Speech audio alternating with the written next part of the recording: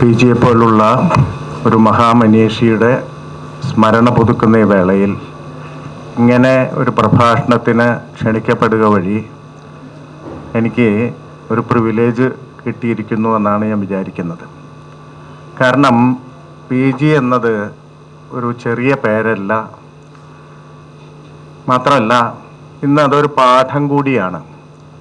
നമുക്കറിയാം, നമ്മുടെ സാധാരണഗതിയിൽ ഈ സ്വാതന്ത്ര്യ സമര കാലത്തെ നേതാക്കളൊക്കെ ഇന്ന് തിരിഞ്ഞു നോക്കുമ്പോൾ അവരൊക്കെ വ്യക്തികൾ എന്നതിലുപരി പാഠങ്ങളായിട്ട് മാറിയിട്ടുണ്ട്. നമുക്ക് നമ്മുടെ ദൈനംദിന ചരിത്രത്തിൽ, ദൈനംദിന രാഷ്ട്രീയ ചരിത്രമായാലും സാമൂഹ്യ ചരിത്രമായാലും സാംസ്കാരിക ചരിത്രമായാലും ഒരു പ്രതിസന്ധി വരുമ്പോൾ പ്രഭവങ്ങളിലേക്കാണ് ഇപ്പോൾ നമ്മൾ തിരിഞ്ഞു നോക്കുന്നത്. ഒരുപക്ഷെ വ്യാഖ്യാനങ്ങളിലേക്ക് പോലുമല്ല, മറിച്ച് ഒറിജിൻസിലേക്ക് പോകാനുള്ള ഒരു പ്രവണത സ്വാഭാവികമായിട്ട് ഉടലെടുത്തിട്ടുണ്ട്. അപ്പോൾ PG ഇന്നൊരു സോഴ്സാണ്, ഒരു പ്രഭാവമാണ്. എങ്കിൽ പോലും PGയെ നമ്മൾ ഈ 12 കൊല്ലത്തിന് ശേഷം തിരിഞ്ഞു നോക്കി ഏത് തരത്തിലാണ് പുനർനിർവചിക്കുക എന്ന് പറയുമ്പോൾ അതൊരു പ്രയാസപ്പെട്ട കാര്യം കൂടിയാണ്. കാരണം കേരളത്തിൽ നവോത്ഥാനത്തിന് ശേഷം വന്നിട്ടുള്ള ഒരു രാഷ്ട്രീയ മുന്നേറ്റങ്ങളിലൊക്കെ തന്നെ വലിയ ഒരു പ്രത്യേകത എന്ന് പറയുന്നത് ഈ നവോത്ഥാനത്തിൻ്റെ ഊർജങ്ങളെ രാഷ്ട്രീയ പ്രക്രിയയിലേക്ക് കൊണ്ടുപോരാൻ കഴിഞ്ഞിട്ടുണ്ടെന്നുള്ളതാണ്. ഇപ്പോൾ നമുക്കറിയാം, നവോത്ഥാന കാലഘട്ടം നമ്മളെപ്പോഴും അനുസ്മരിക്കുന്ന ഒരു കാലഘട്ടമാണ്. നവോത്ഥാനത്തെക്കുറിച്ച്, നായകരെക്കുറിച്ചൊക്കെ ധാരാളം പഠനങ്ങൾ ദിവസവും ഉണ്ടാക്കിക്കൊണ്ടിരിക്കുന്നുണ്ട്. അതിനെപ്പറ്റിയൊക്കെ നമ്മൾ ധാരാളം സംസാരിക്കുന്നുണ്ട്. പക്ഷെ അതേസമയം ഈ നവോത്ഥാന പ്രക്രിയ എന്ന് പറയുന്നത് കേരളത്തിൽ മാത്രം നടന്ന കാര്യമൊന്നുമല്ല. അത് ഇന്ത്യയിലെ വിവിധ പ്രദേശങ്ങളിൽ നടന്നിട്ടുണ്ട്. ഇപ്പം മഹാരാഷ്ട്ര പോലെയുള്ളൊരു സംസ്ഥാനം എടുക്കുകയാണെങ്കിൽ കേരളത്തിനേക്കാൾ ഒരുപക്ഷെ ഗംഭീരമായിട്ട് ഈ നവോത്ഥാന പ്രക്രിയ നടന്നിട്ടുള്ളതായി കാണാൻ പറ്റും. അവിടെ റാനഡെ ഉണ്ടായിരുന്നു, മഹാത്മാ ഫൂലെ പോലെയുള്ള, നമ്മുടെ ശ്രീനാരായണ ഗുരു പോലെയൊക്കെയുള്ള വലിയ വ്യക്തിത്വം ഉണ്ടായിരുന്നു. അദ്ദേഹത്തിൻ്റെ പാർട്ട്ണറായിരുന്ന സാവിത്രി ഫൂലെ ഉണ്ടായിരുന്നു.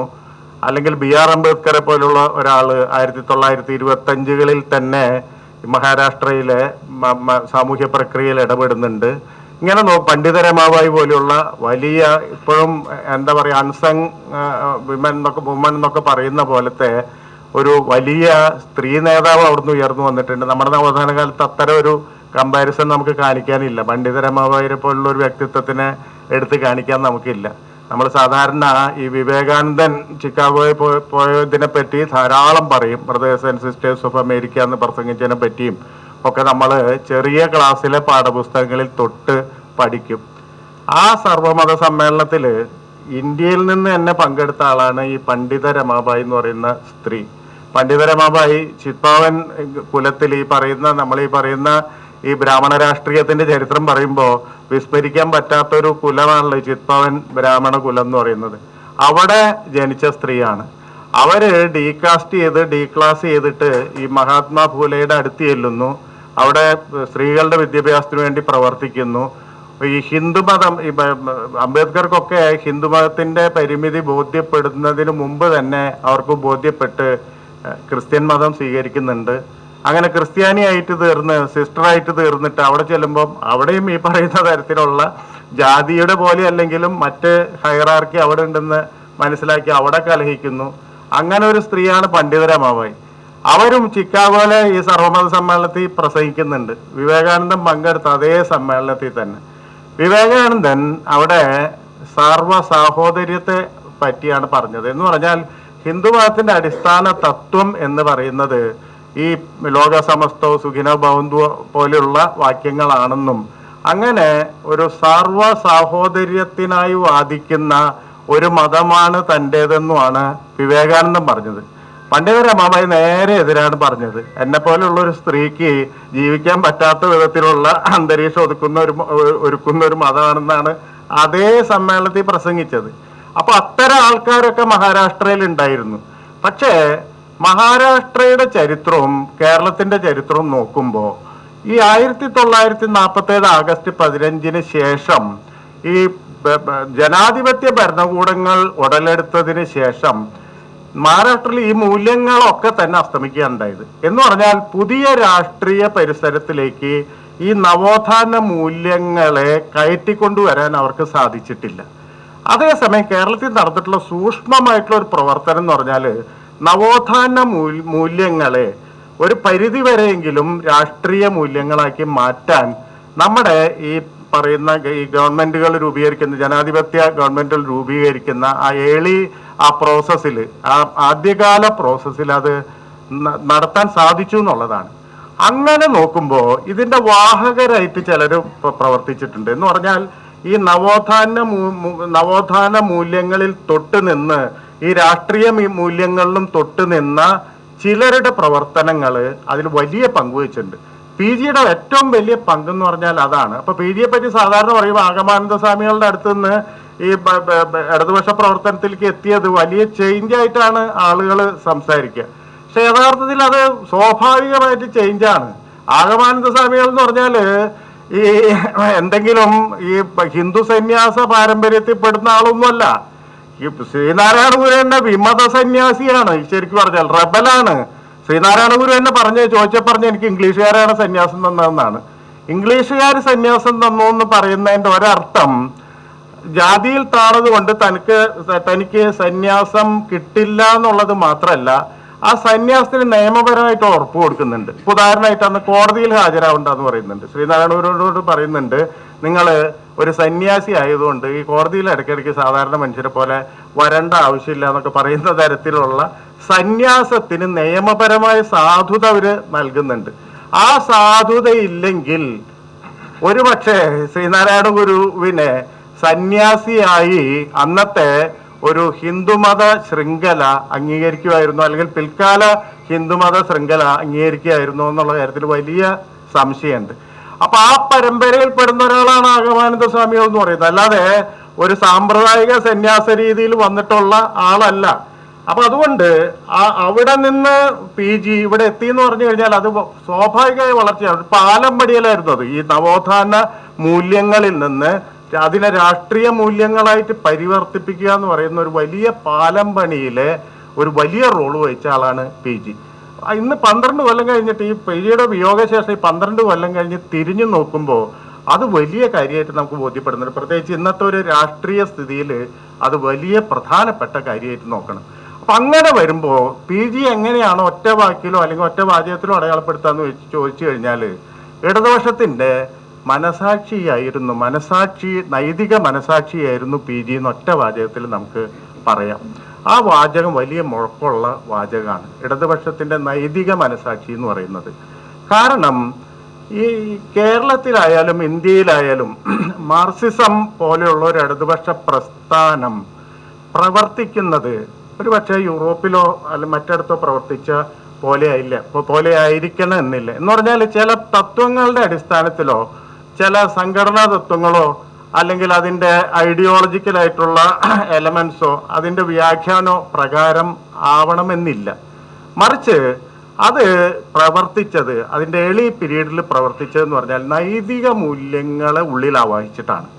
ഈ നൈതിക മൂല്യങ്ങളെ ഉള്ളിൽ ആവാഹിക്കുമ്പോൾ സ്വാഭാവികമായിട്ട് കേരളത്തിലെ ഇടതുപക്ഷ പ്രസ്ഥാനത്തിന്റെ തുടക്കം സൂക്ഷ്മമായിട്ട് നോക്കിക്കഴിഞ്ഞാൽ അതില് ഗാന്ധിയൻ എലമെന്റ് ഉണ്ട്, അതില് സോഷ്യലിസ്റ്റ് എലമെന്റ് ഉണ്ട്, ലോഹിയെ പോലുള്ള ആളുകളുടെ എലമെന്റ് ഉണ്ട്, പലതരത്തിലുള്ള ഒരുപക്ഷെ നെഹ്റുവിയൻ എലമെന്റ് ഉണ്ട്. ഇങ്ങനെ പലതരത്തിലുള്ള എലമെന്റ്സ് കൂടിയിട്ടാണ് അതിൻ്റെ ഒരു നൈതികത ഉണ്ടാക്കിയിട്ടുള്ളത്. എന്ന് പറഞ്ഞാൽ നമ്മൾ ഇടതുപക്ഷ നേതാക്കൾ തൊട്ട് നമ്മുടെ നാട്ടിൽ തൊട്ടടുത്ത് പ്രവർത്തിച്ചിട്ടുള്ള ഏറ്റവും നൈതികരായിട്ടുള്ള നേതാക്കളുടെ വ്യക്തി ജീവിതവും അവരുടെ ചിന്താരീതിയും നോക്കിക്കഴിഞ്ഞാൽ അത് പൂർണ്ണമായിട്ടും ഒരു യൂറോപ്യൻ മാർക്സിസ്റ്റ് എന്ന് വിളിക്കാവുന്ന തരത്തിലല്ല, മറിച്ച് മറ്റ് ചില നൈതിക മൂല്യങ്ങളുടെ അടിസ്ഥാനത്തിലാണ് അത് പോയതെന്ന് നമുക്ക് മനസ്സിലാക്കും. എന്ന് പറഞ്ഞാൽ അത്തരം ആളുകളുടെ ഇടതുപക്ഷ ചരിത്രം എന്ന് പറഞ്ഞാൽ, ഇടതുപക്ഷ ജീവിത ചരിത്രം എന്ന് പറഞ്ഞാൽ മനസ്സംഘർഷങ്ങളുടെ ചരിത്രം കൂടിയാണ്. അത് നമ്മൾ സാധാരണ പറയാറില്ല. ഒരുപക്ഷെ ഒരു ഇടതുപക്ഷ പ്രവർത്തകൻ ആ കാലത്തെ പി ജിയെ പോലെ അത്രയും കാലം ജീവിച്ചിരുന്ന ഒരാൾ ഏറ്റവും കൂടുതൽ മനസ്സംഘർഷം അനുഭവിച്ചിട്ടുള്ള നൈതിക മൂല്യങ്ങൾ, താൻ പ്രതിനിധീകരിക്കുന്ന നൈതിക മൂല്യങ്ങൾ, പുറത്തെ ലോകം എന്ന് പറയുന്ന സംഘർഷം, പുറത്തെ ലോകം എന്ന് പറഞ്ഞാൽ ചിലപ്പോൾ ഇമ്മീഡിയറ്റ് ലോകം കൂടിയാവാതെ ആ മനസ്സംഘർഷങ്ങൾ വലിയ തരത്തിൽ ആവാഹിച്ച ഒരു ജീവിതം ആയിരുന്നു പി ജിയുടേത്.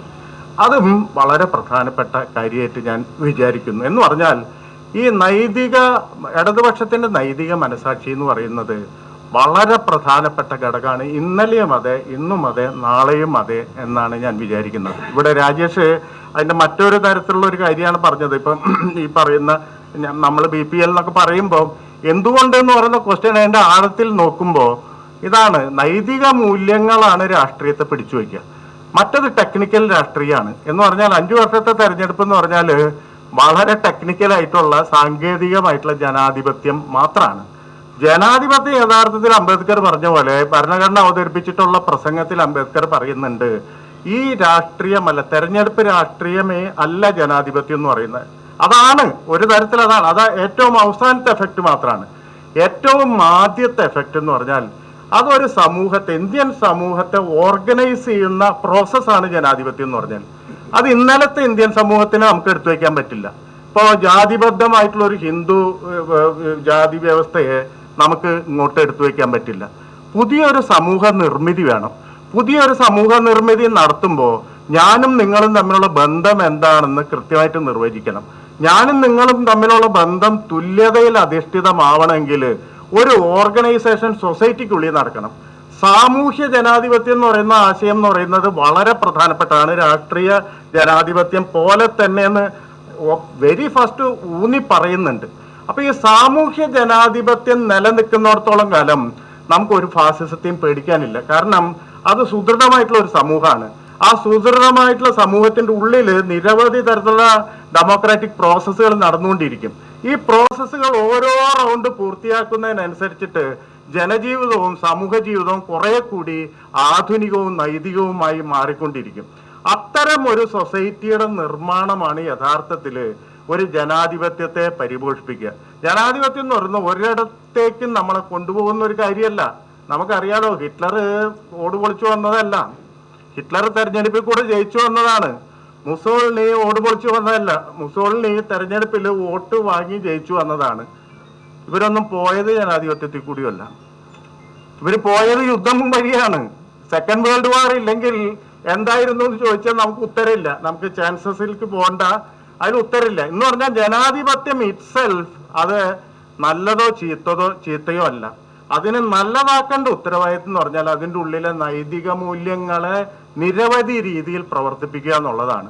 ഈ പ്രവർത്തിക്കുമ്പോൾ മാത്രം ഒരു ചരിത്രത്തെ, ഒരു റിയൽ ആയിട്ടുള്ള ഒരു ഹിസ്റ്ററിയെ അതിനെ ക്യാപ്ചർ ചെയ്യാൻ പറ്റുള്ളൂ, അതിനെ പിടിക്കാൻ പറ്റുള്ളൂ. അല്ലാത്ത തരത്തിൽ ആണെങ്കിൽ അത് കെട്ടഴിഞ്ഞു പോവും.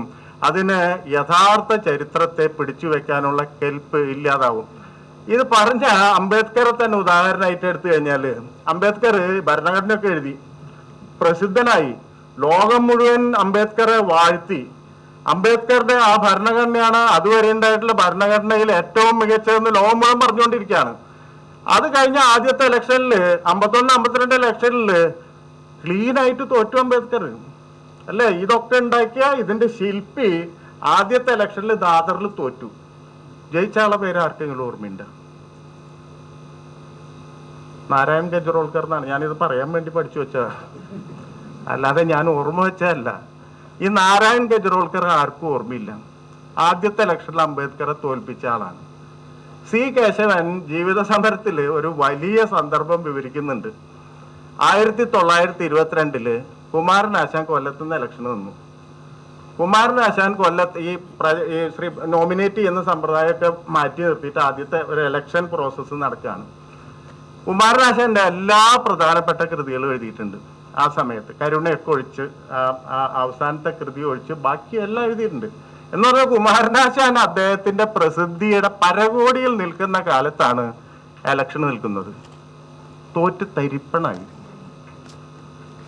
അവിടെയും സി കേശവൻ ഒരു ചോദ്യം ചോദിക്കുന്നുണ്ട്. ഇത് എഴുതുമ്പോ എനിക്ക് ആ ജയിച്ച ആളെ പേര് എത്ര ഓർത്തിട്ട് കിട്ടുന്നില്ല എന്ന് പറയുന്നത്. ഇത് എഴുതുമ്പോ ഈ ചരിത്രം രേഖപ്പെടുത്താൻ വേണ്ടിയിട്ട് എത്ര ആലോചിച്ചിട്ട് ആ പേര് കിട്ടില്ല, മറന്നുപോയി എന്ന് പറയുന്നുണ്ട്. അപ്പൊ ഡെമോക്രസി എന്ന് പറഞ്ഞാല് നമ്മളെ ഇങ്ങനെ തനിയെ ഒരിടത്തേക്ക് കൊണ്ടുപോകുന്ന ഒരു സംഗതിയല്ല. അല്ലെങ്കിൽ അതിന്റെ ജയങ്ങൾ പോലും നമ്മൾ പുനഃപരിശോധിക്കപ്പെടും, പിൽക്കാലത്ത് തിരിഞ്ഞു നോക്കി പുനഃപരിശോധിക്കപ്പെടും. അപ്പൊ അതുകൊണ്ട് അതിൻ്റെ ഉള്ളില് ഒരു മൂല്യപരമായിട്ടുള്ള ഒരു സൊസൈറ്റി, ഒരു സമൂഹത്തെ നിലനിർത്തുക എന്ന് പറയുന്നത് ജനാധിപത്യത്തില് ആ സമൂഹ നിർമ്മാണമാണ് ജനാധിപത്യത്തിലെ സാമൂഹ്യ ജനാധിപത്യം എന്ന് പറയുന്ന കാര്യമാണ് ഏറ്റവും പ്രസക്തമായ പ്രധാനപ്പെട്ട കാര്യം. അതിൽ പി ജി വലുതായ പങ്കുവച്ചു എന്നുള്ളതാണ് നമ്മൾ മനസ്സിലാക്കേണ്ടത്. എല്ലാ മനസംഘർഷങ്ങളും പി ജിയുടെ ചരിത്രം നോക്കിക്കഴിഞ്ഞാൽ അത് വലിയ മനസംഘർഷത്തിന്റെ ചരിത്രം കൂടിയാണ്. അപ്പൊ പൊതുവെ അത്തരം കാര്യങ്ങൾ നമ്മൾ പഠിക്കാറില്ല. അതുപോലും നമ്മുടെ പാഠപുസ്തകമാണ്. കാരണം നമ്മൾ ഇന്ന് ജീവിക്കുന്നത് ഇന്നലത്തെ പോലെ ഒരു ഒരു പോസിറ്റീവ് ഡെമോക്രസി എന്ന് പറയുന്ന സ്ഥലത്തല്ല. നമ്മൾ ജീവിക്കുന്നത് ഫാസിസത്തിന്റെ ഉള്ളിലാണ്. എൻ്റെ ഇവിടെ തന്നിട്ടുള്ള അചരിത്രവൽക്കരണത്തിന്റെ പാഠങ്ങൾ എന്ന് പറഞ്ഞിട്ട് ഉള്ളൊരു ഒരു സബ്ജക്റ്റ് ആയതുകൊണ്ട് നമുക്ക് അതിലേക്ക് പോകാം. ഞാനൊരു ചെറിയ ഉദാഹരണം പറയാം. എൻ്റെ കുടുംബ ഗ്രൂപ്പ് ഉണ്ട്, ഈ വാട്സാപ്പ് ഗ്രൂപ്പ് നിങ്ങൾക്കൊക്കെ ഉണ്ടാവുമെന്ന് വിചാരിക്കുന്നു. നമ്മുടെ കുടുംബ ഗ്രൂപ്പുകളുണ്ട്, 10ാം ക്ലാസ്സിലെ ഗ്രൂപ്പ് ഉണ്ട്, ഡിഗ്രിയുടെ ഗ്രൂപ്പ് ഉണ്ട്, ഓഫീസിൽ ഗ്രൂപ്പ് ഉണ്ട്, വീടിൻ്റെ ഉള്ളിൽ ഗ്രൂപ്പ് ഉണ്ട്. ഇങ്ങനെ ഇതാണ് അല്ല അച്ഛനും മോനും സംസാരിക്കുന്നത് ഗ്രൂപ്പ് വഴിയാണ്, സാമാന്യമായിട്ടുള്ള രീതിയാണ്. അപ്പം ഞാനൊരു ഹിന്ദു നാമധാരി ആയതുകൊണ്ട് ഈ ഹിന്ദു നാമധാരികളുടെ ഗ്രൂപ്പിലൊക്കെ ഇപ്പോൾ കുടുംബ ഗ്രൂപ്പ് എന്ന് പറഞ്ഞാൽ അവരായിരിക്കുമല്ലോ ഉള്ളത്, അതിലൊക്കെ ദിവസവും 4 മെസ്സേജ് വെച്ചിട്ട് ഇങ്ങനെ വന്നുകൊണ്ടിരിക്കും, ഏതോ ഫാക്ടറിയിൽ ഉൽപ്പാദിപ്പിക്കുന്ന. അപ്പൊ ആദ്യം എൻ്റെ ഈ ഗ്രൂപ്പിലുള്ള ആൾക്കാരൊക്കെ ഭൂരിപക്ഷം മതേതരരാണ്. എന്ന് പറഞ്ഞാൽ പുറത്തെങ്കിലും അങ്ങനെയാണ്, കോൺഗ്രസിലും കമ്മ്യൂണിസ്റ്റ് പാർട്ടിയിലൊക്കെ പ്രവർത്തിക്കുന്ന മനുഷ്യരാണ്. പുറമെ അവർ മതേതര കാര്യങ്ങൾക്ക് വേണ്ടിയിട്ട് ഫൈറ്റ് ചെയ്യാൻ, അതിൻ്റെ ഉള്ളിൽ ഫൈറ്റ് ചെയ്യുന്ന ആൾക്കാരാണ്. അപ്പൊ ആദ്യം ഇവരൊക്കെ ചാടി വീണിട്ട് ഇത് ഇങ്ങനത്തെ പ്രശ്നങ്ങളൊക്കെ വരുമ്പോൾ അതിൻ്റെ പൊള്ളത്തരൊക്കെ വെളിവാക്കും. പക്ഷെ കുറച്ച് കഴിഞ്ഞപ്പോൾ ഈ വരവിന് കുറവില്ല, പക്ഷെ നമ്മുടെ റെസിസ്റ്റൻസിന് കുറവ് വന്നു. റെസിസ്റ്റൻസിന് കുറവും വരം മാത്രമല്ല, ആ പറഞ്ഞ കാര്യത്തിൽ ആ ഭാഗം ശരിയാണെന്നൊക്കെ പറഞ്ഞു തുടങ്ങി. അത് അംഗീകരിക്കാം, പക്ഷെ നീ പറഞ്ഞ മറ്റു കാര്യം ശരിയല്ല എന്നുള്ള രീതിയിൽ അത് മാറാൻ തുടങ്ങി. അപ്പൊ കഴിഞ്ഞ കൊല്ലം ഒരു ദിവസം ഒരു മെസ്സേജ് വന്നത് ശിവജിയും ഔറംഗസീബും തമ്മിലുള്ള ചരിത്രത്തിലെ ഒരു ഭാഗമാണ് ഈ മെസ്സേജിലുള്ളത്. നിങ്ങൾക്കറിയാം, ശിവജിയും ഔറംഗസീബും നിരന്തരമായ പോരാട്ടത്തിലായിരുന്നു. ചെറിയ പോരാട്ടമൊന്നും ആയിരുന്നില്ല. പലപ്പോഴും ഈ മറാത്ത സാമ്രാജ്യം വികസിപ്പിക്കുന്നതിൽ ആ പോരാട്ടത്തിന് വലിയ പങ്കുണ്ട്. അപ്പൊ ഇതിന്റെ രത്നച്ചുരുക്കം ഇതാണ്: ഔറംഗസീബ് മരിക്കാൻ കിടക്കുമ്പോൾ ശിവജിയെ വിളിക്കുകയാണ്. ശിവജിയെ ആളയച്ച് വിളിപ്പിക്കുന്നു. എന്നിട്ട് പറയുന്നു, ശിവജി, എനിക്കൊരു തെറ്റ് പറ്റി, നിന്നോട് പോരാടാൻ പോയതാണ് എൻ്റെ ജീവിതത്തിൽ ഏറ്റവും വലിയ തെറ്റ്. അപ്പം ഞാൻ മരിക്കാൻ പോവാണ്, അതുകൊണ്ട് എനിക്ക് സ്വർഗപ്രവേശനം കിട്ടണമെങ്കിൽ ഈ തെറ്റ് ഞാൻ ഏറ്റു പറഞ്ഞേ തീരും. അതുകൊണ്ട് നിന്നോട് മാപ്പ് പറയുന്നു എന്നാണ് അതിലെ ചുരുക്കം. അപ്പൊ പൊതുവെ ഈ ഹിന്ദുത്വവാദികളുടെ ഒരു രാഷ്ട്രസങ്കല്പം എന്ന് പറഞ്ഞാൽ നമ്മുടെ രാഷ്ട്രസങ്കല്പം ഒന്നും അല്ലല്ലോ, നമ്മുടെ ചരിത്രമല്ല. അവരുടെ രാഷ്ട്രസങ്കല്പം ഹിന്ദു രാഷ്ട്രമായിരുന്നു എക്കാലത്തും ഇന്ത്യ. ആ ഇന്ത്യയെ ഇടയ്ക്കിടയ്ക്ക് മ്ലേച്ഛർ വന്ന് ആക്രമിക്കുന്നു, വീണ്ടും ഹിന്ദു ഇന്ത്യ വീണ്ടെടുക്കുന്നു എന്നുള്ളതാണ് പൊതുവെ അവർ പഠിപ്പിക്കുന്ന ഒരു പാഠം. ഈ പാഠം വളരെ ആഴത്തിൽ ഇന്ത്യൻ ജനമനസ്സിൽ ഉള്ളിൽ കിടക്കുന്നുണ്ട്. കേരളത്തിൽ വരെ അത് കിടക്കുന്നുണ്ട്. നമ്മളൊരു കൊച്ചു കുട്ടീനെ വിളിച്ചിട്ട് ചോദിക്കുകയാണ്, ഇന്ത്യ എന്നാണ് നിലവിൽ വന്നത്, അല്ലെങ്കിൽ ഭാരതം എന്നാണ് നിലവിൽ വന്നത്, അത് പണ്ടേ ഉണ്ടായിരുന്ന ഒരു സംഭവം എന്നാ പറയാം. എന്ന് പറഞ്ഞാൽ അബോധത്തിൽ ആ സാധനം കയറ്റാൻ പറ്റിയിട്ടുണ്ട്. ഇത് 1947 ആഗസ്റ്റ് 15 ഉണ്ടായ ഒരു റിപ്പബ്ലിക് ആണെന്ന് ഒരാൾക്കും ബോധ്യമില്ലാത്ത വിധത്തിൽ ഇതിന് പഴമ വന്നിട്ടുണ്ട്. അപ്പോ ഈ പഴമ ഈ തത്വത്തിന്റെ പുറത്തുണ്ടായിട്ടുള്ള മെസ്സേജാണിത്. എന്ന് പറഞ്ഞാല് ഹിന്ദു ഇന്ത്യയെ പ്രതിനിധീകരിക്കുന്ന ആളാണ് ശിവജി, മുസ്ലിം ഇന്ത്യയെ, മ്ലേച്ഛരുടെ ഇന്ത്യയെ പ്രതിനിധീകരിക്കുന്ന ആളാണ് ഔറംഗസേബ്. അപ്പൊ അതുകൊണ്ട് മ്ലേച്ഛൻ മാപ്പി വയ്ക്കുകയാണ് ഹിന്ദുവിനോട്. ഇതാണ് പോയിന്റ്. അപ്പോ നമ്മുടെ മതേതരവാദികളൊക്കെ കയറി അങ്ങനെ ഒരു സംഭവം നടന്നിട്ടില്ല, അതിന്റെ തെളിവ് കൊണ്ടുപോകാം, അതാണ് ഇതാണെന്നൊക്കെ പറഞ്ഞ് ഭയങ്കര ബഹളം. ഇവനാണെങ്കിൽ ഞാൻ തെളിവ് കൊണ്ടുവരാം, ഇതിന്റെ ഇതൊക്കെ ഉണ്ടെന്ന് പറഞ്ഞ് പല തെളിവും ഇല്ലാത്ത വ്യാജരേഖകളൊക്കെ ഇതിൻ്റെ ഉള്ളിൽ വരുന്നുണ്ട്. ഇതിലെ രസം എന്താന്ന് വെച്ചാൽ, ശിവജി മരിച്ച് 28 കൊല്ലം കഴിഞ്ഞിട്ടാണ് ഔറംഗസീബ് മരിക്കുന്നത്. ഇതൊരാളും അന്വേഷിക്കില്ല, അല്ലേ? നമ്മള് ഇതിൻ്റെ ഉള്ളിലെ പ്രോഗ്രസീവ് പൊസിഷൻ എന്താ എടുക്കേണ്ടത് അതെടുത്തിട്ട് നമ്മൾ ഫൈറ്റ് ചെയ്തുകൊണ്ടിരിക്കുന്നു. എന്ന് പറഞ്ഞാൽ ഒരു വ്യാജമായ, അടിസ്ഥാനമായി വ്യാജമായ ഒരു ചരിത്രത്തിന്റെ ഉള്ളിൽ നിന്നിട്ടാണ് ഈ സംവാദങ്ങൾ പലപ്പോഴും നടക്കുന്നത്. ഇത് സൃഷ്ടിക്കാൻ കഴിഞ്ഞു എന്നുള്ളതാണ് ഹിന്ദുത്വ രാഷ്ട്രീയത്തിന്റെ സാംസ്കാരിക വിജയം എന്ന് ഞാൻ വിചാരിക്കുന്നു. ഇത് സൃഷ്ടിക്കാൻ കഴിഞ്ഞു. അത് സൃഷ്ടിക്കാൻ കഴിയുന്നതിന്റെ കാരണം 3.5 ലക്ഷം വരുന്ന പ്രചാരകര്, RSSന്റെ പ്രചാരകര് ഇന്ത്യയിൽ ദിവസവും ഈ വാട്സാപ്പ് ഗ്രൂപ്പിലേക്ക് ഈ പറയുന്ന പ്രചാരകർ എന്ന് പറഞ്ഞാൽ BJPയുടെ ആൾക്കാരല്ല, കുറേ കൂടി മിഷണറീസ് ആണ്. മിഷണറീസ് ആയിട്ട് അവർ ഈ പറഞ്ഞ പോലെ കല്യാണമൊന്നും കഴിക്കാതെ അല്ല അങ്ങനെ ജീവിക്കുന്ന മനുഷ്യരാണ്. ഈ 3.5 ലക്ഷം പ്രചാരകര് ഇന്ത്യയിലെ ഈ മൊബൈൽ ഫോണുകളിൽ ഇന്ത്യയിലെ ഗ്രൂപ്പുകളിലേക്ക് നിരന്തരമായിട്ട് ഇങ്ങനെ വിക്ഷേപിച്ചുകൊണ്ടിരിക്കുകയാണ്. ഇതാണ് ശരിക്കും പറഞ്ഞാൽ നമ്മൾ വിചാരിക്കും TV വൈകുന്നേരം തുറന്നാൽ ഈ പറയുന്ന അങ്ങോട്ടും ഇങ്ങോട്ടുള്ള ഗാഗാ വിളി, ഇങ്ങനെ അതിൻ്റെ പ്രശ്നം പേപ്പർ വായിച്ചാലുള്ള, ഇവിടെ ഒന്നുമല്ല ഈ പറയുന്ന ചരിത്ര നിർമ്മാണം കെടുക്കുന്നത്. അത് മേൽത്തട്ടിയിൽ എത്തിയിട്ടുണ്ടോ, ഇപ്പം സൗത്ത് ഇന്ത്യയിൽ അത് എത്തിയിട്ടുണ്ടോ എന്ന് ചോദിച്ചു കഴിഞ്ഞാൽ സൗത്ത് ഇന്ത്യയിലും എത്തി തുടങ്ങി എന്നുള്ളത് കഴിഞ്ഞ ഇലക്ഷൻ നമുക്ക് വളരെ കൃത്യമായിട്ടുള്ള സൂചന നൽകുകയുണ്ടായി. അപ്പോ ഈ അടിത്തട്ടിലെ ഈ അചരിത്രവൽക്കരണം എന്ന് പറയുന്നത് വളരെ ഭീകരമായിട്ട് നടന്നുകൊണ്ടിരിക്കുന്നു.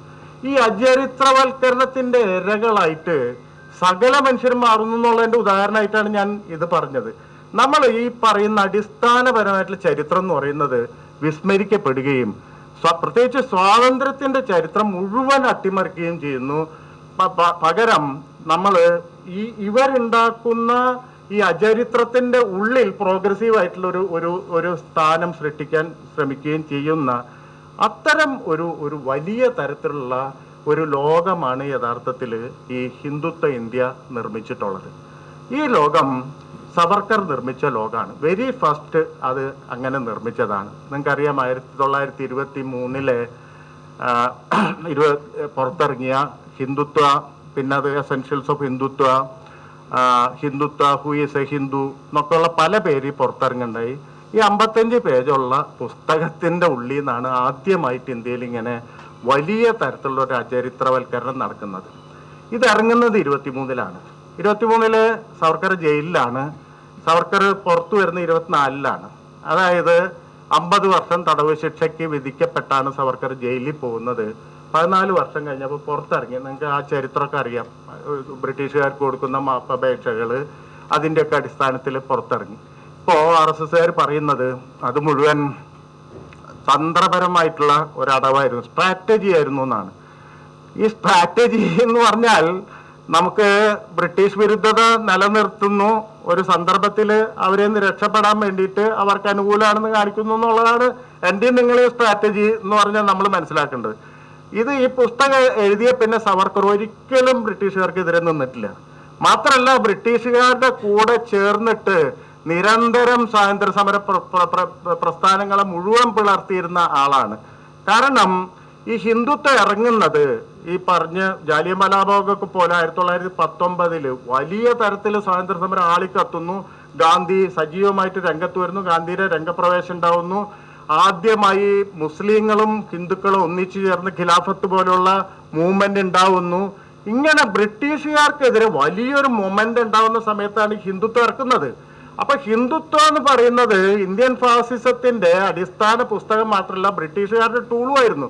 ബ്രിട്ടീഷുകാർക്ക് നെടുക പിളർക്കാൻ ഈ പറയുന്ന തരത്തില് ഈ മുസ്ലിം വിരുദ്ധമായ പുസ്തകം, മുസ്ലിങ്ങൾക്കെതിരെ അത്രയും വിരുദ്ധത ആളിക്കത്തിക്കുന്ന ഈ പുസ്തകം, അവർ മ്ലേച്ഛരാണ്, വിദേശികളാണ്, ഇന്ത്യക്കാരല്ല, ഒരു കാലത്തും അവർ ഇന്ത്യക്കാരാവില്ല എന്ന മട്ടിൽ പറയുന്ന ഈ പുസ്തകം എത്രമേൽ സഹായിച്ചു എന്ന് നിങ്ങൾ ഓർക്കണം.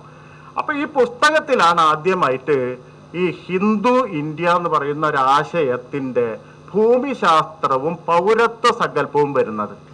ഈ ഭൂമിശാസ്ത്രവും പൗരത്വ സങ്കല്പവുമാണ് പിന്നീട് നിരന്തരമായിട്ട് നമുക്കുള്ളിൽ ഈ പറയുന്ന പലതരത്തിലുള്ള വ്യാജമായ ഇടപെടലുകൾ വഴി, സത്യാനന്തരമായിട്ടുള്ള ഇടപെടലുകൾ വഴി നമ്മുടെ പോലും അബോധത്തിൽ അവര് സ്ഥാനം സ്ഥാപിക്കുന്നത്. ഇപ്പൊ ഈ അചരിത്രവൽക്കരണത്തിന്റെ ആദ്യത്തെ കാര്യം എന്ന് പറയുന്നത് എന്താണ് ഹിന്ദു ഇന്ത്യ എന്ന് ഉള്ള നിർവചനാണ്. ഇപ്പൊ സവർക്കർ ഈ നമ്മൾ വിചാരിക്കുന്ന പോലെ ഒരു മനു ഇന്ത്യയുടെ, പലപ്പോഴും ഈ ഹിന്ദുത്വ ഫാസിസത്തെ മനുവാദമായിട്ട് ഇക്വേറ്റ് ചെയ്യുക എന്ന് പറയുന്നത് നമുക്ക് എളുപ്പമായതുകൊണ്ടാണ്. കാരണം നവോത്ഥാനത്തിൽ ഈ മനുവാദത്തിന് വളരെ നേരിട്ട് ഉള്ളത് കൊണ്ട് നമുക്ക് വളരെ പെട്ടെന്ന് ഈ മനുവാദത്തെ, ബ്രാഹ്മണിസത്തെ നമുക്ക് ഹിന്ദുത്വമായിട്ട് ഇക്വേറ്റ് ചെയ്തിട്ട് നമുക്ക് നേരിടാം.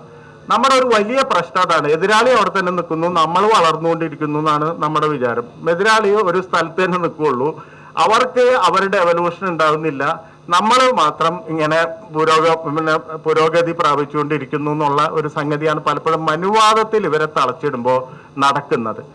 മനുവാദമല്ല ഹിന്ദുത്വം. ഹിന്ദുത്വം എന്ന് പറഞ്ഞാല് ഹിന്ദു റേസിസമാണ്, ഹിന്ദു വംശീയതയാണ്. അല്ലാതെ മനു പറയുന്ന പോലെ ബ്രാഹ്മണന്റെ ഇത്ര അടി അകലെ ഇവർ നിൽക്കണം, അടുത്ത ജാതി നിൽക്കണം, അതിന്റെ 64 അടി പിന്നാക്ക ജാതിക്കാർ നിൽക്കണം എന്ന് പറയുന്ന ഒരു സംഗതിയെ അല്ല സവർക്കറുടെ ഹിന്ദുത്വം എന്ന് പറയുന്നത്. മറിച്ച് അത് ഒരു വലിയ തരത്തിലുള്ള ഹിന്ദു റേസിസമാണ്, ഹിന്ദു വംശീയതയാണ്. ഈ വംശീയത സ്ഥാപിക്കണമെങ്കിൽ ഈ വംശത്തിന് ഒരു ലാൻഡ് വേണം, ഒരു ഒരു ഒരു ഒരു പ്രദേശം വേണം. ഈ പ്രദേശത്തിന്റെ പ്രശ്നം എന്താന്ന് വെച്ച് കഴിഞ്ഞാൽ, നിങ്ങൾ എന്ത് പുരാണം വായിച്ചു നോക്കിയാലും, എന്ത് സ്മൃതികൾ വായിച്ചു നോക്കിയാലും, എന്ത് ശ്രുതികൾ വായിച്ചു നോക്കിയാലും ഈ പറയുന്ന ഭാരതം എന്ന് വിളിക്കുന്ന ഈ പ്രദേശത്ത് നിങ്ങൾക്ക് കാണാൻ പറ്റില്ല. സവർക്കർ എന്നെ അറിയാതെ ഒരു സ്ഥലത്ത് പറയുന്നുണ്ട്, ഈ പുരാണങ്ങൾ അല്ലെങ്കിൽ സ്മൃതി ശ്രുതി പുരാണോക്ത ആ പറയുന്ന ആ വലിയ സഞ്ചയത്തില് ഭാരതം എന്ന് പറയുന്നിടത്തേക്ക് ഞാൻ തപ്പി നോക്കിയപ്പോൾ അത് പലതും മഹാഭാരതം എന്ന് പറയുന്ന എപ്പിക്കിനെ പറ്റിയിട്ടാണ്, ഈ പ്രദേശത്തെ പറ്റിയല്ല. പക്ഷെ അതിന്റെ അർത്ഥം ഇതില്ല എന്നുള്ളതല്ല എന്ന് പറഞ്ഞിട്ടാണ് പിന്നെ അദ്ദേഹം മുന്നോട്ട് കൊണ്ടുപോകുന്നത്. അപ്പൊ അദ്ദേഹത്തിന്റെ വലിയ പ്രശ്നം എന്താ വെച്ചാൽ ഇത് അടയാളപ്പെടുത്തണം. ഹിന്ദു റേസ് ആയി ഹിന്ദുവിനെ കാണുമ്പോ ഈ റേസ് നിലനിൽക്കാനുള്ള ഒരു സ്ഥലം ഉണ്ടാക്കണം. അപ്പൊ പുള്ളി ഉണ്ടാക്കിയതാണ് സിന്ധു മുതൽ സിന്ധു വരെ എന്ന് പറയുന്ന സങ്കല്പം. ഇതാണ് ആദ്യത്തെ സങ്കല്പം. എന്ന് പറഞ്ഞാൽ ആ സമയത്ത് കുറെ രാജ്യങ്ങള് ഹിന്ദു നാട്ടുരാജ്യങ്ങളാണ്, കുറെ രാജ്യങ്ങൾ മുസ്ലിം നാട്ടുരാജ്യങ്ങളാണ്, കുറെ ഭൂരിപക്ഷ ഭാഗം പ്രദേശങ്ങൾ ബ്രിട്ടീഷ് ഇന്ത്യയുടെ കയ്യിലാണ്. ആ സമയത്താണ് ഇത് ഈ സങ്കല്പം ഉണ്ടാക്കുന്നത്. എന്ന് പറഞ്ഞാൽ ഒരു റിപ്പബ്ലിക് ഇല്ല അന്ന് ഒരു ഇന്ത്യൻ റിപ്പബ്ലിക് എന്ന് പറയുന്ന ഒരു കൺസെപ്റ്റ് ഇന്നത്തെ പോലെ ഒരു സോളിഡായിട്ട് ഇല്ല. ഇങ്ങനെ കുറെ 10-600 നാട്ടുരാജ്യങ്ങള്, പിന്നെ ബ്രിട്ടീഷ് ഇന്ത്യ. അപ്പൊ ഇദ്ദേഹം പറഞ്ഞു സിന്ധു മുതൽ സിന്ധു വരെയുള്ള പ്രദേശമാണ് ഹിന്ദു രാജ്യം എന്ന് പറയുന്നത്. മുകളില് സിന്ധു നദി, അടിയിൽ സിന്ധു എന്ന് പറഞ്ഞാൽ സമുദ്രം, സിന്ധു സമുദ്രം, ഇന്ത്യൻ മഹാസമുദ്രം. അപ്പൊ ഒരേ വാക്കുകൊണ്ടാണ് സംസ്കൃതത്തിൽ രണ്ടിനെയും വിശേഷിപ്പിക്കാം. സിന്ധു നദിയെയും സിന്ധു എന്ന് വിളിക്കാം, സമുദ്രത്തിന്റെ പര്യായമാണ്. അപ്പൊ സിന്ധു മുതൽ സിന്ധു വരെയുള്ള പ്രദേശമാണ് ഹിന്ദുത്വ പ്രദേശം. അത് അടയാളപ്പെടുത്തി. രണ്ടാമത്തത്, അതിനുള്ളില് ആരാണ് പൗരർ എന്ന് പറയുന്ന രണ്ടാമത്തെ ചോദ്യം സവർക്കർ അഡ്രസ് ചെയ്യുമ്പോൾ സവർക്കർ 2 സങ്കല്പങ്ങൾ കൊണ്ടുവന്നു. ഒന്ന് പിതൃഭൂമി എന്ന് പറയുന്ന സങ്കല്പം, ഫാദർലാൻഡ് എന്ന് പറയുന്ന സങ്കല്പം. അത് നമുക്കറിയാം, അന്നത്തെ എല്ലാ രാജ്യങ്ങളിലും ഒരുപക്ഷെ ആ പിതൃഭൂമി സങ്കല്പമുണ്ട്. എന്ന് പറഞ്ഞാല് ബ്രിട്ടീഷുകാരാണെങ്കിൽ ബ്രിട്ടീഷ് വംശജരായിരിക്കണം, അച്ഛനോ അമ്മയോ ഒക്കെ ബ്രിട്ടീഷ് ആയിരിക്കണം, അല്ലെങ്കിൽ ഇറ്റലിക്കാരാണെങ്കിൽ ഇറ്റാലിയൻ വംശജരായിരിക്കണം. എല്ലാ രാജ്യവും പിന്തുടർന്നാണ്. ആ കാലത്ത് ഇന്നത്തെ പോലെ അങ്ങനെ പൗരത്വ സങ്കല്പത്തിൽ ഒരു ആധുനികത അത്രമേൽ കടന്നു വന്നിട്ടില്ല. ഒന്ന് നാഷൻ സ്റ്റേറ്റ് ഒക്കെ ഉണ്ടായി വരുന്നുള്ളൂ. അപ്പൊ അതുകൊണ്ട് ഈ പറയുന്ന പിതൃഭൂമി എന്നൊരാശയം കൊണ്ടുവന്നു. എന്ന് പറഞ്ഞാൽ ഇന്ത്യൻ പൗരൻ എന്ന് പറഞ്ഞാൽ ഇവിടെ ജനിച്ചു വളർന്നതായിരിക്കണം. അതിൽ വലിയ കുഴപ്പമില്ല, കാരണം കുഴപ്പമുണ്ട്, ഇപ്പൊ തിരിഞ്ഞു നോക്കുമ്പോൾ കുഴപ്പമുണ്ട്. പക്ഷേ ഒരു ഫാസിസ്റ്റ് സങ്കല്പം അല്ല, അത് നാഷൻ സ്റ്റേറ്റിന്റെ സങ്കല്പമാണ്. രണ്ടാമത്തെ ആശയമാണ് സവർക്കർ തിരികെ വെച്ച ഒരാശയം. എന്ന് പറഞ്ഞാൽ കേൾക്കുമ്പോൾ ഒരു പ്രശ്നം തോന്നില്ല, കേൾക്കുമ്പോ അത് ശരിയാണെന്ന് തോന്നും. ഇന്ത്യ, ഈ സ്ഥലം സിന്ധു മുതൽ സിന്ധു വരെയുള്ള സ്ഥലം പുണ്യഭൂമിയുമായിരിക്കണം. ഇതാണ് 2 സങ്കല്പങ്ങൾ. ഒന്ന് പിതൃഭൂമി സങ്കല്പം, 2 പുണ്യഭൂമി. പുണ്യഭൂമി ആയിരിക്കും എന്ന് പറഞ്ഞാൽ എന്താ പ്രശ്നം? ഇപ്പൊ എന്റെ അപ്പുറത്ത്, റോഡിന്റെ അപ്പുറത്ത് താമസിക്കുന്ന ആൾ കോയയാണ്. കോയ, ഞാൻ അവിടെ വരുന്നതിന് മുമ്പ് കോയ അവിടെ ഉണ്ട്. എന്ന് പറഞ്ഞാല് അത്രയും വർഷങ്ങളായിട്ട് ആ സ്ഥലത്ത് തന്നെ താമസിക്കുന്ന ആളാണ്. അപ്പൊ കോയയുടെ മകനോട് വിളിച്ചു ചോദിക്കുകയാണ്, നിന്റെ പുണ്യഭൂമി ഏതാണ്? അപ്പൊ കോയയുടെ മകൻ പറഞ്ഞ മെക്കയാണ്. അല്ല, നമ്മളതൊന്നും പൗരത്വത്തിന്റെ പോലീസൊന്നുമല്ല, നമ്മൾ ചോദിക്കുകയാണ്. അപ്പൊ പറഞ്ഞ് മെക്കയാണ്, മദീനയാണ്. ഇത് മതി, പൗരത്വം ഇല്ലാതവൻ. സവർക്കറുടെ ലക്ഷണം വെച്ചിട്ട് പുണ്യഭൂമി ഇവിടെ അല്ലെങ്കിൽ ഇവിടുത്തെ പൗരനല്ല. അല്ലെങ്കിൽ അപ്പുറത്തുള്ള ക്രിസ്ത്യാനിയുടെ വീട്ടിൽ പോയി ചോദിക്കുകയാണ്, എൻ്റെ പുണ്യഭൂമി വത്തിക്കാനാണെന്നോ ബത്ലഹേം ആണെന്നോ ജെറുസലേം ആണോ എന്നും പറഞ്ഞാൽ പൗരത്വമില്ല. അപ്പൊ ഇത് അടിസ്ഥാനപരമായിട്ട് നമ്മൾ കേൾക്കുമ്പോൾ ഈ എന്താ ജനനി ജന്മഭൂമിഷ്ഠ എന്നൊക്കെ പറഞ്ഞ് ഇങ്ങനെ ആ കാലത്താണത്. എന്ന് പറഞ്ഞാൽ മാതൃഭൂമി എന്ന് പറയുന്ന സങ്കല്പം വലുതായിട്ട് വരുന്നു. അഭിനേന്ദ്രനാഥ് ടാഗോർ ഇങ്ങനെ വരയ്ക്കുന്നു, ഇന്ത്യ മാതാവിനെ, ഭാരത മാതാവിനെ വരയ്ക്കുന്നു. ആ സമയത്ത് പറയാണ് ഇത് പുണ്യഭൂമി, പിതൃഭൂമിയും പുണ്യഭൂമിയും ആയിരിക്കുന്ന ആൾക്ക് ഇവിടെ പൗരത്വം കിട്ടുള്ളൂ. ആരും ചോദിച്ചില്ല അങ്ങനെയാണെങ്കിൽ ലോകത്ത് എത്ര രാജ്യം ഉണ്ടാവും? പാകിസ്ഥാനിലെ ഇസ്ലാമിക് റിപ്പബ്ലിക്കാണ്, പൗരത്വം കിട്ടുമോ? പുണ്യഭൂമി മെക്കയല്ലേ, അപ്പുറത്ത് കിടക്കല്ലേ, അല്ലേ? അവിടെ പൗരത്വം കൊടുക്കാൻ പറ്റുമോ? ഇല്ല. യൂറോപ്പിൽ ഒരു കത്തോലിക് രാഷ്ട്രം ഉണ്ടെങ്കിൽ അത് അവിടെ കൊടുക്കാൻ പറ്റില്ല, പുണ്യഭൂമി പുറത്ത് കിടക്കുക. അങ്ങനെയാണെങ്കിൽ ലോകത്ത് ഈ മതം ഉണ്ടായ സ്ഥലത്ത് 2-3 രാജ്യങ്ങളെ ഉണ്ടാവുള്ളൂ. പക്ഷെ ഇത് ഈ ക്വസ്റ്റ്യൻ ചെയ്യപ്പെടുന്നില്ല. കാരണം എന്താ വെച്ച് കഴിഞ്ഞാൽ ഒരു വലിയ തരത്തില് ഈ ഭൂമി എന്ന് പറയുന്ന ആശയം, ലാൻഡ്, സ്വരാജ്യം എന്ന് പറയുന്ന ആശയം ഇങ്ങനെ കത്തി നിൽക്കുമ്പോഴാണ് അതിൻ്റെ ഉള്ളിൽ കൂടെ ഈ ഫാസിസ്റ്റ് ഐഡിയോളജി കയറ്റി വിടുന്നത്. അപ്പൊ സവർക്കർക്ക് മനസ്സിലായി ഇത് ഇങ്ങനെ പറഞ്ഞാൽ പോരാ, ഇങ്ങനെ പറഞ്ഞാൽ പറയും ഇത് 1923 സങ്കല്പമാണ്. അപ്പൊ സവർക്കർ പറഞ്ഞു ആ സിന്ധു സിന്ധു പര്യന്ത യസ്യ ഭാരത ഭൂമിക പിതൃഭൂ പുണ്യഭൂശ്ചൈവ സാവൈ ഹിന്ദു ഹൃദസ്മൃത. എല്ലാവർക്കും സമ്മതിച്ചില്ലേ? ഇല്ലേ? കാരണം എന്താ, സംസ്കൃതത്തിൽ പറഞ്ഞാൽ എല്ലാവരും സമ്മതിക്കും. കാരണം ഇങ്ങനെ ഒരു ശ്ലോകം പുരാണത്തിലില്ല, ഉപനിഷത്തിലില്ല, വേദത്തിലില്ല. ഈ പുസ്തകം ഇംഗ്ലീഷിൽ എഴുതുന്നത്, അതിൻ്റെ ഇടയിൽ സംസ്കൃത ശ്ലോകം 4 വരി കൊണ്ടുവച്ചു. ഏത് ഉപനിഷത്തിലാണെന്ന് പറഞ്ഞാൽ ആരും വിശ്വസിക്കും. അങ്ങനെ ഉണ്ടാക്കിയ സങ്കല്പാണ് ഈ സവർക്കറുടെ ഹിന്ദുത്വ ഇന്ത്യ എന്ന് പറയുന്ന സങ്കല്പം. ആ സിന്ധു സിന്ധു പര്യന്ത യസ്യ ഭാരത ഭൂമി, ഇതാണ് ഭാരത ഭൂമിക. ഇത് പിതൃഭൂ ആയിരിക്കണം, പുണ്യഭൂ ആയിരിക്കണം. അങ്ങനെയുള്ള ആളാണ് ഹിന്ദു എന്ന് പറയുന്നത്, അല്ലെങ്കിൽ ആ പൗരത്വമുള്ളത്. ഇങ്ങനെയാണ് വെക്കുന്നത്. ഇങ്ങനെ വെക്കുമ്പോഴും പ്രശ്നമാണ്. ഈ സിന്ധു മുതൽ സിന്ധു വരെ എന്ന് പറയുന്ന പ്രശ്നത്തില് സവർക്കറിന്റെ പ്രശ്നം എന്താ വെച്ചാൽ ആര്യന്റെ ചരിത്രം വിന്ധ്യന്റെ അപ്പുറത്ത് നിൽക്കും, ഇങ്ങോട്ട് ആരുമില്ല, അല്ലേ? നമ്മുടെ ഇവിടെ വന്ന് ഗോറി അവിടെ ആക്രമിച്ചു, ഗസ്നി അവിടെ ആക്രമിച്ചു, മുഗളൻ ആക്രമിച്ചു എന്നൊക്കെ പറഞ്ഞാൽ വിന്ധ്യൻ ഇപ്പുറത്ത് എന്ത് പ്രശ്നം? നമ്മൾ ഗോറിനെയും കണ്ടിട്ടില്ല, ഗസ്നീനെയും കണ്ടിട്ടില്ല, ഒരാളെയും കണ്ടിട്ടില്ല. ഈ ചരിത്രം ഒന്നും ഇവിടെ ഓടില്ല. അപ്പൊ ഇതാണ് വലിയ പ്രശ്നമായിരുന്നു. സവർക്കറുടെ ഐഡിയോളജിക്കൽ പ്രശ്നമായിരുന്നു, പൊളിറ്റിക്കൽ പ്രശ്നമായിരുന്നു, വേറൊരു തരത്തിൽ ചിന്താപരമായ പ്രശ്നമായിരുന്നു. അങ്ങനെ തെരഞ്ഞു നോക്കിയിട്ടും ഒരാര്യനും തെക്കോട്ട് കയറിയിട്ടില്ല. തെക്കിന്റെ ചരിത്രമാണ്. അവസാനം നോക്കിയപ്പോ രാമായണത്തിൽ രാമൻ ലങ്കയിൽ പോയിട്ടുണ്ട്. അപ്പൊ മൂപ്പരെടുത്ത് ചരിത്രപുരുഷനാക്കാണ്. ഞാൻ പറയുന്നത് സാധാരണഗതിയിൽ നമ്മൾ വിചാരിക്കുന്നതിന്റെ എതിർപ്രവർത്തനാണ്. എന്ന് പറഞ്ഞാൽ നമ്മൾ സാധാരണ പറയാ ഐതിഹ്യവൽക്കരിക്കാന്ന്, മിത്തുവൽക്കരിക്കാന്ന് പറയാ. ഇത് നേരെയാണ്, മിത്തിനെ ചരിത്രവൽക്കരിക്കുക. അങ്ങനെ സവർക്കർ പറഞ്ഞു ഇദ്ദേഹം ഈ 300 രാമായണങ്ങൾ എന്ന് പറയുന്ന ഈ പുസ്തകം ഉണ്ടല്ലോ, രാമാനുജന്റെ വളരെ മനോഹരമായിട്ടുള്ള ലേഖനാണ്. അപ്പൊ അതിൻ്റെ ഉള്ളിൽ പലതരം രാമായണ വ്യാഖ്യാനങ്ങൾ നമ്മൾ കണ്ടിട്ടുണ്ട്. സവർക്കറുടെ വ്യാഖ്യാനം ഇതൊന്നുമല്ല. സവർക്കർക്ക് ഇയാള് ലങ്ക വരെ പോയി രാവണനെ കൊന്നു, സീതയെ വീണ്ടെടുത്തു എന്നല്ല പ്രശ്നം. തിരിച്ചു വരുമ്പോ സുഗ്രീവന്റെ മൈത്രി കിട്ടി, വിഭീഷണന്റെ മൈത്രി കിട്ടി, ഹനുമാന്റെ മൈത്രി കിട്ടി എന്ന് പറഞ്ഞ തെക്ക് ഈ ആര്യനോട് ആദ്യമായിട്ട് മൈത്രി പ്രഖ്യാപിച്ചു. അതാണ് ഏറ്റവും പ്രധാനപ്പെട്ട കാര്യം. അതുകൊണ്ട് സവർക്കർ എഴുതുന്നു ഈ ധീരനായ യുവരാജാവിന്റെ തലയ്ക്ക് മുകളിൽ വെൺകൊറ്റ കൊട വിടർന്ന ദിവസമാണ് ഹിന്ദുത്വത്തിന്റെ പിറന്നാൾ എന്നാണ് സവർക്കർ എഴുതി വെച്ചത്. നമ്മൾ വിചാരിച്ച് രാമജന്മഭൂമി 98 അന്നൊന്നും സവർക്കർ മിണ്ടില്ല.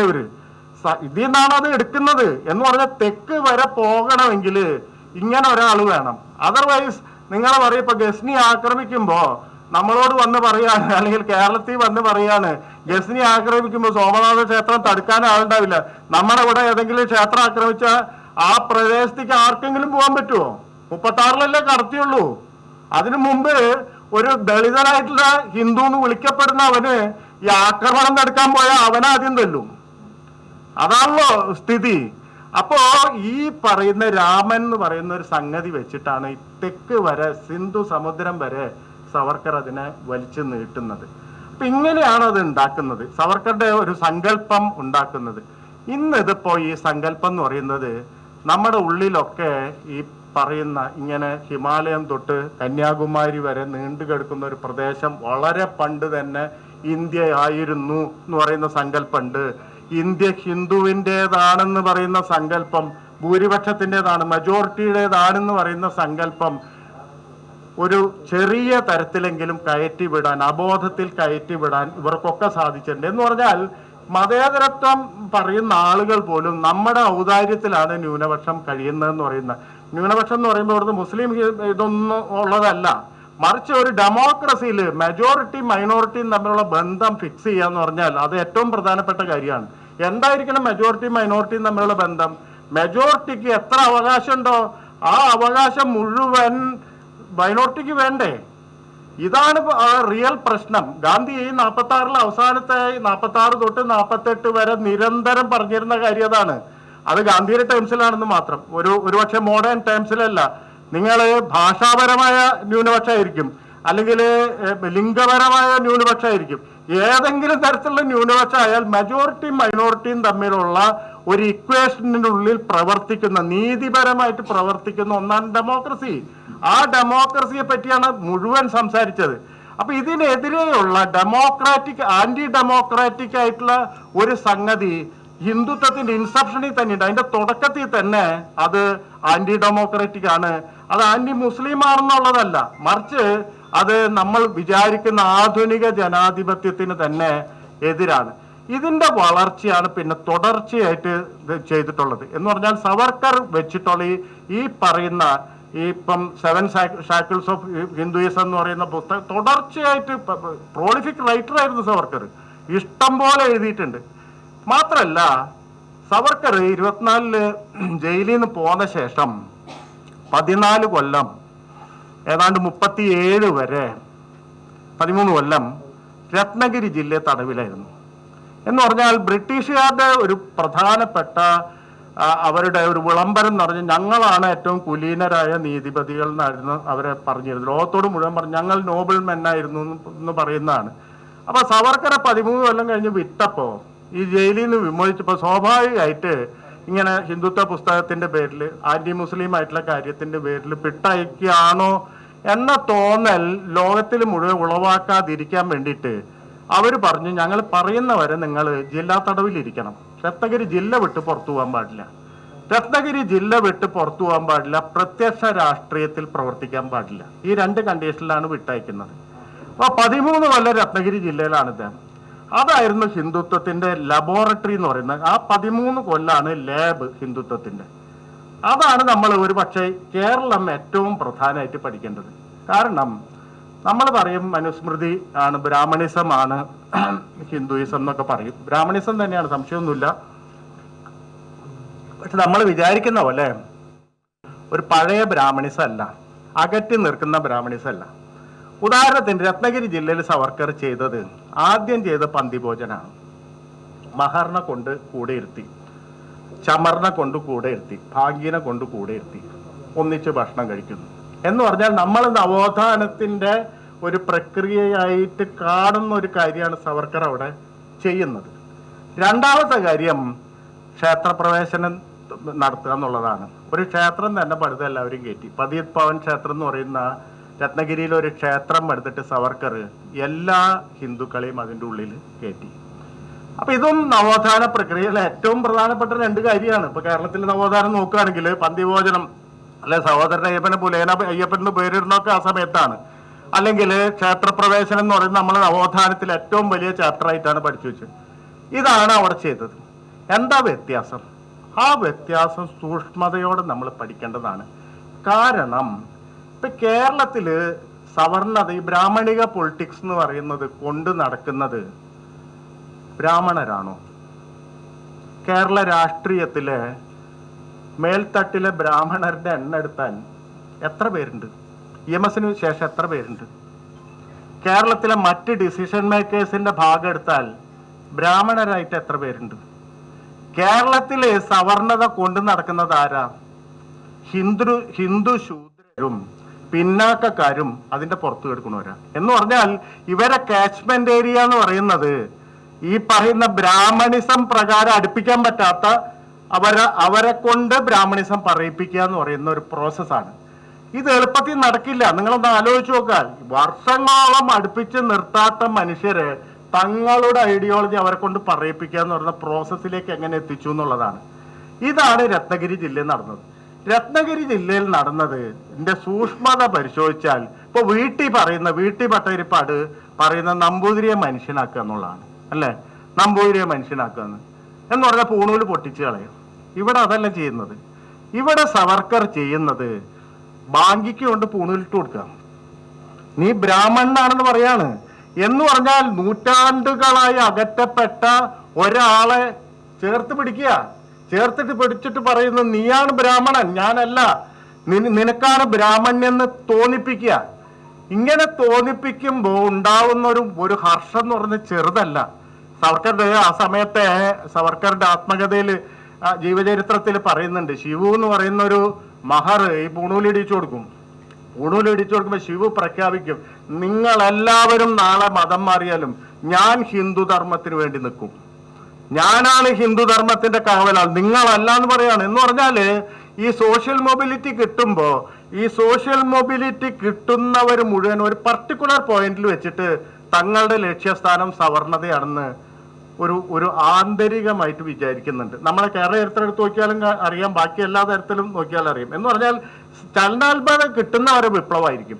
ഇത് കഴിഞ്ഞിട്ട് ചലനാത്മകത കിട്ടിക്കഴിഞ്ഞാൽ ഇവന്റെ ഉള്ളിലുണ്ടാവുന്ന ഏറ്റവും അടിത്തട്ടിലെ ഒരു ഐഡിയോളജിക്കൽ പ്രസൻസ് എന്ന് പറഞ്ഞാൽ നമ്മൾ എത്തിപ്പെടേണ്ട സ്ഥലം തുല്യതയുടെ സ്ഥലമാണെന്നല്ല, സവർണതയുടെ സ്ഥലമാണെന്നാണ് ഉണ്ടാവുന്നത്.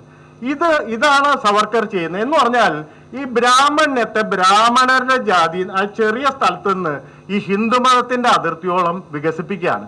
അപ്പൊ ആ സമയത്ത് യാഥാസ്ഥിതിക ബ്രാഹ്മണർ സവർക്കറോട് ഇടയുന്നുണ്ട്.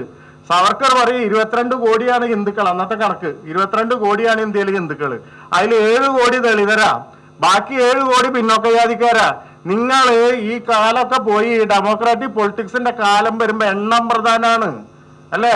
നീയൊക്കെ അവിടെ ഇരുന്നിട്ട് മരവിച്ച് ചാവും, ബ്രാഹ്മണ്യം പറഞ്ഞിട്ട് അവിടെ ഇരുന്നിട്ട്. ഇപ്പൊ പ്രവർത്തിച്ചിട്ട് അവരിൽ തങ്ങൾ ഹിന്ദുക്കളാണെന്നുള്ള ബോധ്യം വരുത്തണം. ബോധ്യം വരുത്താൻ മാത്രല്ല, നീ ഇനി പറഞ്ഞിട്ട് കാര്യമില്ല. കാരണം ബ്രിട്ടീഷുകാർ സ്കൂൾ തുറന്നു, ദളിതർ സ്കൂളിൽ പോകും. നീ ഇവിടെ ഇരുന്നിട്ട് അവരെ കയറ്റരുതെന്ന് പറഞ്ഞാൽ നീ പുറത്താവും, അല്ലെങ്കിൽ ബ്രിട്ടീഷുകാരുടെ ലാത്തിയും തോക്കും നിന്റെ നെഞ്ചത്തേക്ക് വരും. അതുവരെ ഉണ്ടാവും നിന്റെ ധൈര്യം. അത്രേ ഉള്ളൂ നിനക്ക് ധൈര്യം എന്ന് നമുക്കറിയാം എന്നൊക്കെ പറഞ്ഞിട്ട് അവർക്ക് കത്തെഴുതുന്നുണ്ട്. എന്ന് പറഞ്ഞാൽ ഈ ഹിന്ദു റേസ് എന്ന് പറയുന്ന ഒരു ആശയം ഉണ്ടാക്കുക, ഹിന്ദു വംശം എന്ന് പറയുന്ന ഒരു ആശയം ഉണ്ടാക്കുക വഴി ഈ ബ്രാഹ്മണ്യത്തിന്റെ മറ്റത് ഒരു കൂട്ടര് ബോധപൂർവം പ്രവർത്തിക്കരുത്, തന്നെത്താൻ പ്രവർത്തിച്ചോളൂ. കാരണം മുഴുവൻ കാര്യങ്ങൾ അതിൻ്റെ ഉള്ളിലേക്ക് ചേരും. നിങ്ങൾ നോക്കിക്കഴിഞ്ഞാൽ മോഡിയുടെ ഗവൺമെന്റ് നോക്കിക്കഴിഞ്ഞാൽ നിങ്ങൾക്ക് അറിയാം ആരാ പ്രസിഡന്റ് ദ്രൗപദി മുർമു, ആദിവാസി, അല്ലെ? പ്രധാനമന്ത്രി ആരാ? മോഡി ആരാ? പിന്നോക്കക്കാരൻ, അല്ലേ? ധനമന്ത്രി ആരാ? സ്ത്രീ, ഒരു മാർജിനൽ എന്ന് വിളിക്കാവുന്ന ഒരു സ്ഥലത്ത് നിന്ന് സ്ത്രീ. ആദ്യത്തെ 3 പേര്, ഒരാൾ പ്രസിഡന്റ് ആദിവാസി, പിന്നോക്കക്കാരൻ പ്രധാനമന്ത്രി, ധനമന്ത്രി സ്ത്രീ. നമുക്ക് ഈ ഗവൺമെന്റിനെ പറ്റി ഒന്നും അറിയില്ല. നമ്മൾ ഈ അവസ്ഥയിലല്ല, ഈ പറയുന്ന വ്യവസ്ഥയിലല്ല ജീവിക്കുന്നെങ്കിൽ, പുറത്തുനിന്ന് വന്ന ഒരാളാണെങ്കിൽ നമ്മൾ എന്ത് പറയും? നമ്മൾ എന്താ ചെയ്യുക? ബാക്കി ഗവൺമെന്റായിട്ട് കമ്പയർ ചെയ്യും. ഇതുവരെ ഉണ്ടായ ഗവൺമെന്റായിട്ട് എന്തൊരു പ്രോഗ്രസീവാ, അല്ല? ഇതുവരെ അങ്ങനെ ഉണ്ടായിട്ടുണ്ടോ ഏതെങ്കിലും ഗവൺമെന്റ്? ഇല്ല. അപ്പം അങ്ങനെ ഉണ്ടാക്കുക വഴി യഥാർത്ഥത്തിൽ സംഭവിക്കുന്ന എന്താ?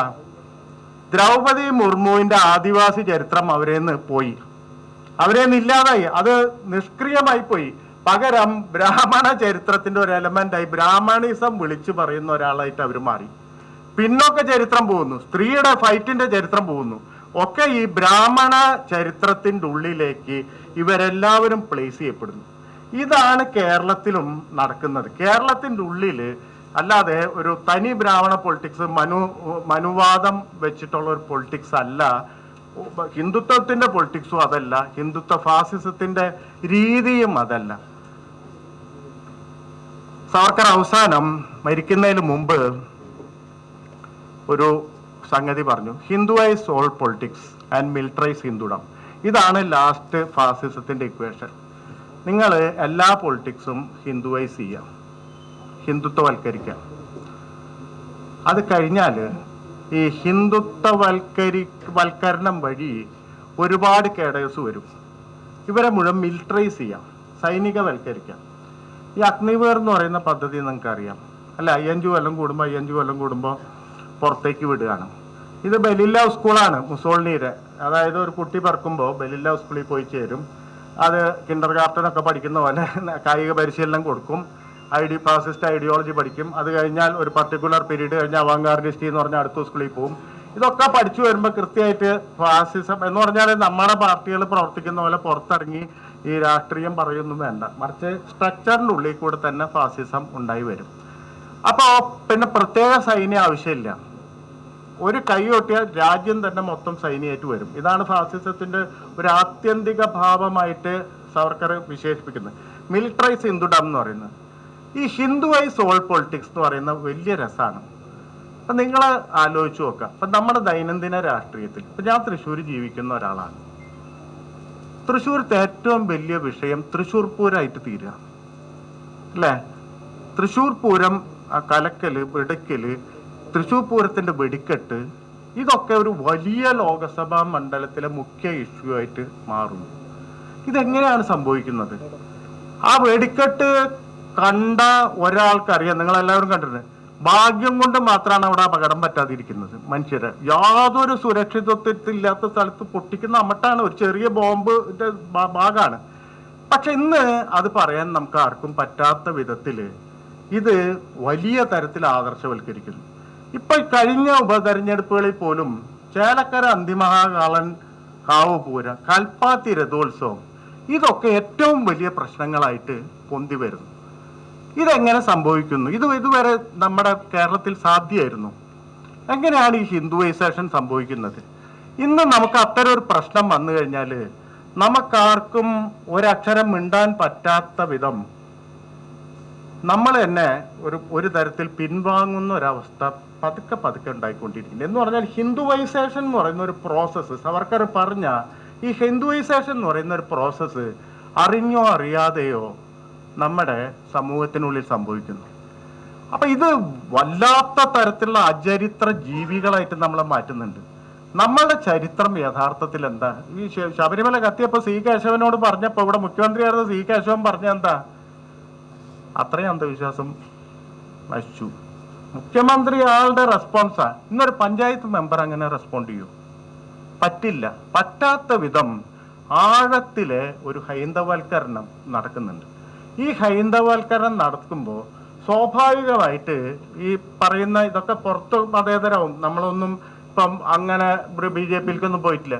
പക്ഷെ ഒരു ക്വസ്റ്റ്യൻ ഇട്ട് കൊടുത്താൽ നമ്മൾ പലപ്പോഴും പ്രതികരിക്കുക ഒരു പക്ഷേ ഈ പറയുന്ന ഒരു പ്രത്യേകിച്ച് ഹിന്ദു നാമധാരിയാണെങ്കിൽ പ്രതികരിക്കുക ഈ പറയുന്ന ഹിന്ദു ഫാസിസ്റ്റിന് സമാനമായ രീതിയിലാണ്.